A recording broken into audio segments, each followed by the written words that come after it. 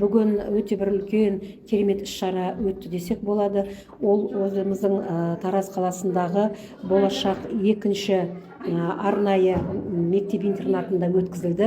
Бұл жерде баладан балаға атты жобада номер 45-ші гимназиясы және осы біздің 39-ші мектеп гимназиясының оқушылары Мағжан Жұмабаев, Сұлтан Махмұт Торайғыровтың шығармашылықтарынан көптеген өлеңдерді жазып, дыбыстық кітаптарды осы көзі нашар көретін балаларға ұсынды.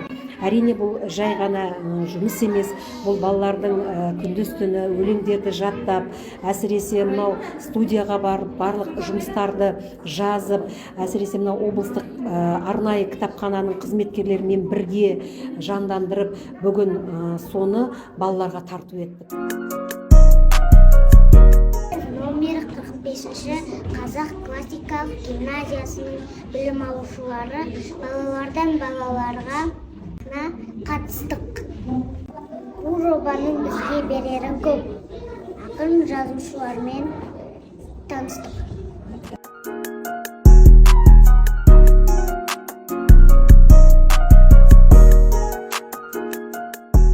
Облыстық көзі көрмейтін және әлсіз көретін кітапхана бізге үлкен мүмкіндіктер сыйлады. Біз мұнда Сұлтан Махмұт Торайғыровтың өлеңдерін жаттадық және Сұлтан Махмұт Торайғыровтың өмір шығармашылығымен таныстық, көптеген оқушылардың өнерлерін тамашаладық.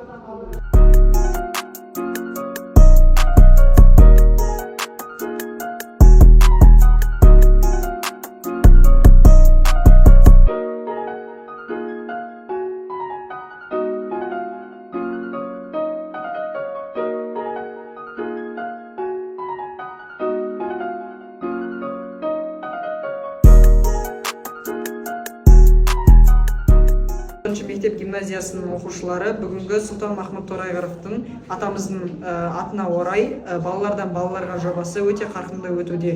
Осыған орай біз бүгін көптеген Сұлтан Махмұт атамыздың шығармаларымен таныстық және де көзі көрмейтін зағип балаларға көптеген мүмкіндіктер сыйлап, өлең шумақтарымызды арнайы алдық.